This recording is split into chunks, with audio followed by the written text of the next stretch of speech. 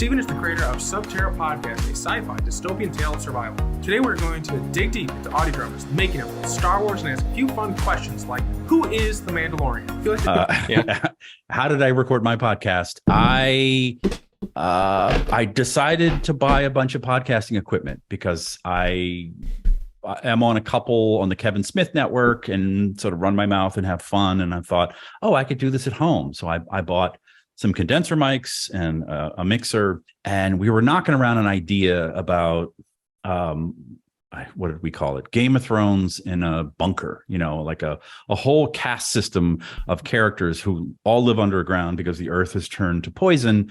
And what would that be like? Through sheer determination and will, just made it. I taught myself how to edit. I taught myself how to write music. I mean, I have some idea about music, but I didn't know how to score anything. And there were all kind of things that I had done before in my profession, but I'm always like removed from it. There's always like a composer that comes in or does this, or there's a mixer that mixes it for you. And so I kind of learned to do all those things myself.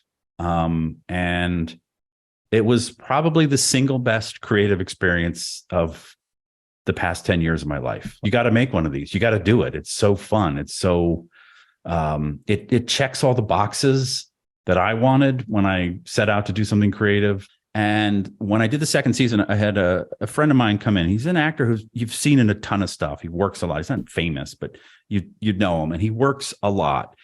And he was kind of complaining. He says, I don't really get to act when I'm doing all these TV shows. Like I'm a puppet, like, stand here and move your hand right there and say your line looking this way and then turn and go here. Like it's very much like hitting marks and delivering a line, maybe a little bit of acting, maybe a little intention behind that.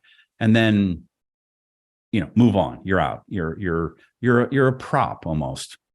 And he had such a good time. Like I get to act, I get to try things, I get to experience. And he would walk around where I am right now. This was the studio. He would walk around like, he would get into character and he wanted to run into a scene. He's like, can I run up to the mic and, deliver my line? I said, absolutely. Like, who cares? Like, we're not, this is not costing us any money. So let's try everything.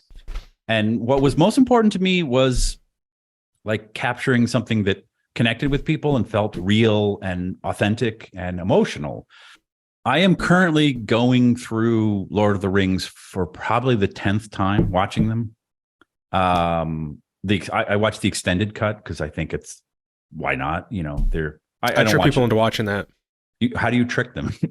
I don't tell them there's a different one until it's done. They're just like, oh, wow, this is low. Oh, this is really long. It's like, it's even in multiple discs. It's like, oh yeah, but it's really good. Where I was like, yeah, I just wish it was like shorter. But I like the idea of this because I saw them in the theaters and I loved them. I loved like, I'm like, this guy gets it. Like it's epic shots and great action sequences, but the emotion like just anchors you after every, oh my God, that was a great scene where they're fighting X and Y. And then there's like, oh my God, I'm so sucked into, all of these storylines and handles them beautifully. And then, Disney and George Lucas and Kathleen Kennedy have decades to get ready for the new Star Wars. And they didn't figure out like, what's Rey's story? I don't know. She's a nobody. Oh, wait, no, she's a somebody. Like it shifts from each movie as if they're just like writing it on the fly. Apparently they didn't have an overarching plot or something. Like Rian Johnson was given like, hey, this is, I don't know. I think it's when you open up Star Wars with a mama joke, you probably shouldn't be allowed to make film again. Yeah. For your podcast, what were some of the things that you drew from? Like we're talking about these different shows and how they, like in this case, draw from Shakespeare. Were you looking at other audio dramas? And if so, like what did you get from them when you were pulling in to plan out your own? It started from this movie idea. So it was like this big,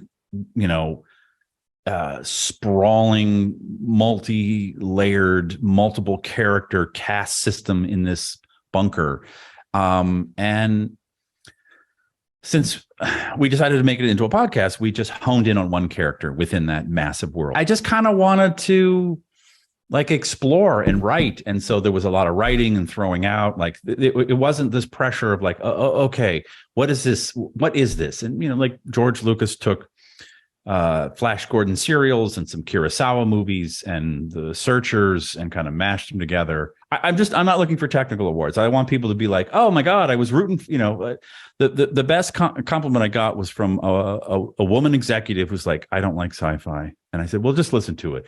And she said, about the 4th episode, I was rooting for the dog. I was really like, go. And I'm like, oh, you connected with it. That makes me happy.